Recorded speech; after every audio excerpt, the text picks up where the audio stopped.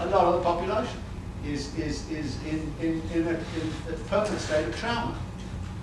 Now, thanks to Michael Bloomberg, I don't have that problem living in New York City. New York City is fairly safe and being pacified.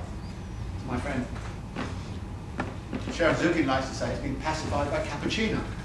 There's a great kind of theme, you know, a number of Starbucks around are just absolutely astonishing. So you can tell where the pacifications hit and how the pacification spread by mapping the chain of Starbucks. And so this is if you like, one of the big issues we all have to confront, and it's very difficult to keep your analysis straight in the face of the kind of everyday decisions you have to make. And then when you make the analysis, people say, well, you know, what did you do? You were in Baltimore and you sent your kid to private school. And I said, well, that's because there was no way in which you could get any kind of education in the public school system in Baltimore. The public school system in Baltimore had been collapsed through the 1950s and 1960s to the point where it was absolutely untenable by the 1970s. It's a disaster area. So you face a choice. You either live in the city and send your kid to private school if you have any kind of possibility to do that, or you go to the suburbs. I don't want to live in the suburbs, you know, so what do you do? I mean, so either way, it's a cop-out. And you kind of go, well, you know, yes, we're all hypocrites at that level, but there's no point pointing that out individually, because what we're doing and how we have to live is exactly why I think Park's comment is so correct. We have made a world in which we are forced to live. And in making that world, we have remade ourselves. And we've remade ourselves in ways which I don't like. And that includes me. It doesn't even include everybody else. It includes me. You know, I've been remade in a way I don't like. And I don't like to be faced with these kinds of dilemmas all of the time. I want to have a, you know, I'd like, and that's where it comes back to collective inheritance. I'd like my daughter to inherit a world which is radically different from this one. This is not the kind of world I think in which I think I would want her to live. And so therefore, how do we actually reassert a right to the city and change it? That's a big question to me. Yeah.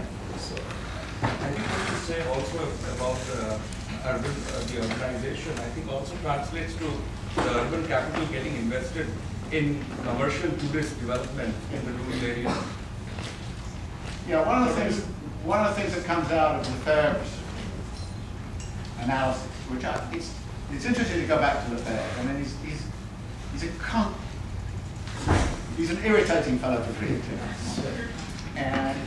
but one of the key insights he had was basically he's sitting there in the late 1960s in Paris, and he sees something that's going on. And the first thing that he sees going on inside of France is the collapse of the urban-rural distinction. That, in fact, countryside, the independent peasant economy is being destroyed. The rural areas are becoming increasingly integrated as playgrounds or secondary things or tourist destinations or less secure homes for the rich, and that therefore the idea of an independent rurality as opposed to urbanity is disappearing. And that they're becoming essentially porous with each other. And the big report just come out by Diane Sujic and Ricky Burdett about urban futures or something. And one of the things they point out is, you know, you can go to some rural village in Sussex or down in Hampshire or something like that, and if you ask what the economy is about, it's part of the London economy. It's really part of that, and therefore this idea, you know, in a way, rurality is just a choice of lifestyle, and I think you see the same thing here in New York and New Hampshire and New York and Boston and all the rest of it. So he had this insight and kind of said this distinctiveness is going to disappear. Therefore, this is very important to me because it means when we talk about the right to the city, we're talking about that whole complex, which is also, you know, also the rights about the relation of this, you know, this transformation of urban-rural relations, which, by the way, is having a peculiar comeuppance. One of the things I started to notice about New York City, in terms of its architecture, its style of living, and all the rest of it, is actually you're now getting the suburbanization of the city. You're actually taking aspects of urban life and you're suburbanizing. The classic case of this is what's happening to Washington Square Park right now. They're redesigning Washington Square Park. They're going to take out that big dell where everybody assembles and all the crazy things go on. They're going to flatten it all. They're going to realign the fountain with the arch, and so the tourists can get a good shot of the fountain and the arch and the Empire State Building. They're going to create flower beds all over the place. And it's a suburban aesthetic. It means somebody coming in from the suburbs can go to Washington Square Park and not feel fearful. And you say, actually, they should feel fearful, and they should feel how stupid they are for feeling fearful. Well, I've got in there and listened to a few of these songs being sung as it is now. This is, again, what Bloomberg's doing. The fact that we have no right of public protest in New York City anymore, we couldn't get on the Great Lawn for a protest. Why not? Because we might kill the grass. So the rights of grass have much greater rights than the rights of political protest. So this suburbanization, suburban aesthetic, and yes, Central Park is very pretty now. It's got green grass, all this kind of stuff, but it's a nice suburban aesthetic.